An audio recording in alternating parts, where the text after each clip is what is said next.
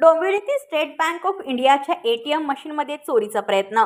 चोरट्यांनी गॅस कटरचा वापर केल्याने एटीएम मधील 21 लाखांच्या नोटा जळून खाक झाल्याची माहिती समोर आली आहे। इतकेच नाही, चोरट्यांनी सीसीटीव्हीचा DVR चोरी करण्यात आला आहे।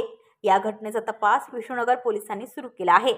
डोंबिवली पश्चिमेतील महात्मा फुले रस्त्यावर स्टेट बँक ऑफ इंडियाचे एटीएम आहे। मध्यरात्री चोरट्यांनी या एटीएम मध्ये प्रवेश केला।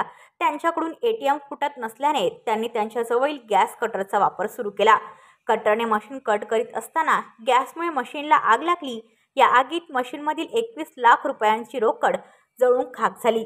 पोलिसांना माहिती मिळताच पोलिसांनी घटनास्थळी धाव घेतले व घटनेचा पंचनामा करून पोलिसांनी पुढील तपास सुरू केला आहे। माझं नाव राकेश पवार। हे SBIचं ATM आहे आमचं। इथे थेप अटेम्प्ट झाला आहे, म्हणजे चोरी करण्याचा प्रयत्न झाला पूर्णपणे।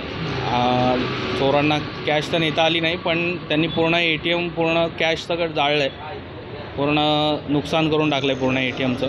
किती पैसे होते? तरी अंदाजे 20 लाखाच्या वरती कॅश होती अंदाजे। घेऊन गेले CCTV फुटेजचं वगैरे त्यांनी सगळं म्हणजे कटिंग वगैरे केलं आहे, सगळे फुटेज वगैरे कटिंग केलेत त्यांनी, म्हणजे कॅमेरा वगैरे सगळे त्यांनी हे करून टाकलं आहे।